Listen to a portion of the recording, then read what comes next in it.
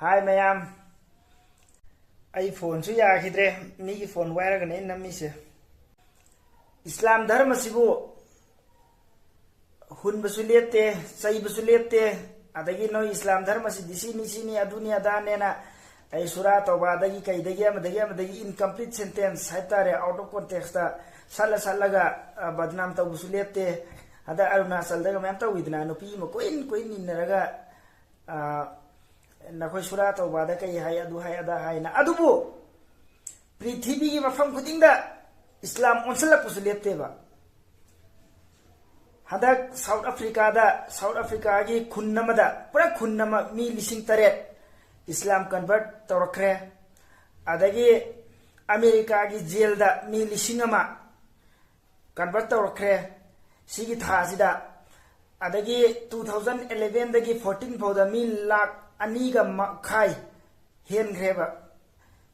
jail da laibane adagi jail da laiba laitaba pula pasana bakanda Islam convert tawraise adagi South Korea da scientist amasung doctor professor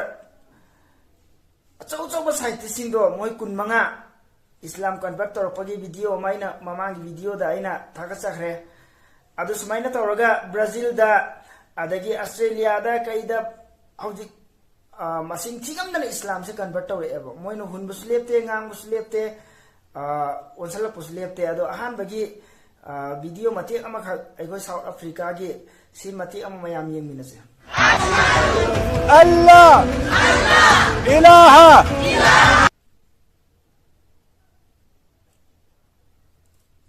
सीना America की jail एक video निकलकर सामने आई जिसमें बहुत सारे कैदियों ने एक साथ इस्लाम कबूल किया, उसकी तस्वीर निकल कर आई। एक और ये 1000 converted Islam in prison each year। America के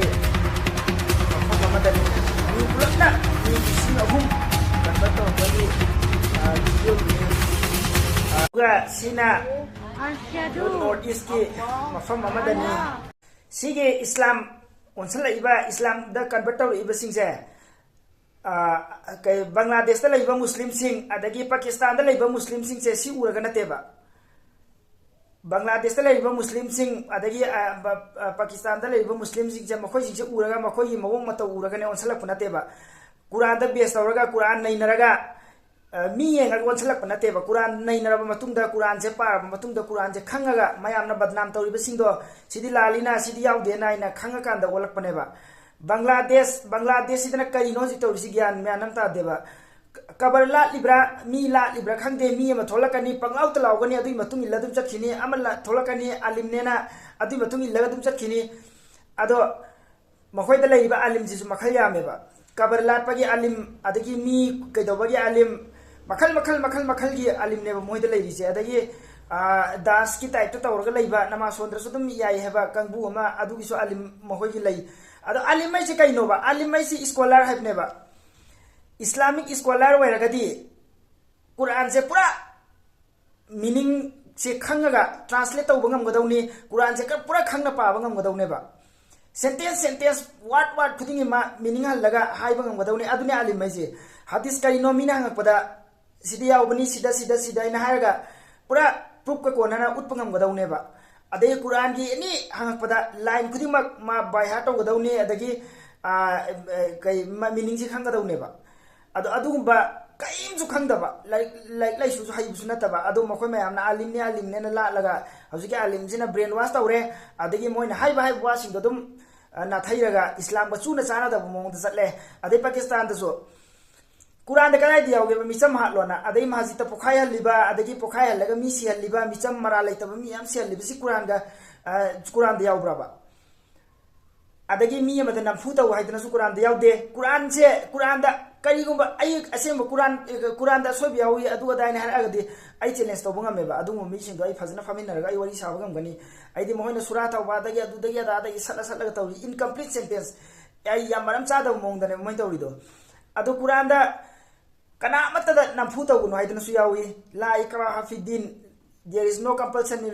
religion kana dharma da namfu tawuno aidi kana gomda nang si chatlu si chatabe ade adu adaina namfu tawu su yade hidayati Allah na hai Allah ki kutlai sum chumna ikhoida hayu dawa taw haibagi wani adagi lakum dinukum waliyadin nangna tawbuna nangi aina tawbuna aigi nangi dharma nangna sacharibduna nangi aina satlibuna aigi habnida ado sumaina tawraga islam dharma se aikoi quran sida fajana ningonda namfu tawbe ade harassment tawbe ade awaba pibi ade micham mara laitaba mi hatpe ade mi ma hatpada samaj ta leiba mi punu ma hatpa sa manai mi ma kan bibada mi pum khudi ma kan bibaga sa manai haidana asuk fasne yaul be singse si bangladesh pakistan singse si ai chum yeng wadane moi se follow taw de follow taw uraga chapadi na teba magi thokpa rajniti tawba khara leadership pam bakhra adagi kabarlat pakhra sumaina tawraga makal je sugreba makal mathil je aduna ne mathong maram khangri ja hoji pa bangladesh se hindu gi christian gi amagi wali te moi ne tek taw si muslim oira so amoira so mo afang makhoi gi mayok ta lebi sing ne moi taw ri je adu india dana hindu da te taw re na thokpa wani hindu kakta da taw wari na te hoji ki mi sing shaitan gumba mi myam yauri ba shaitan gumba adu mohoi gi kana ba yenga ai de moi khudong cha makhoi sing gi leader am lai ba ai de makhoi kana ba yenga bayan tawbune ba adugo mi sing nga halaga apang mo mi su am laidna so mu khomjan lai so ai budi masing am da banina makhoi de su taw ngam da ba sumai to pakistan si su makhoi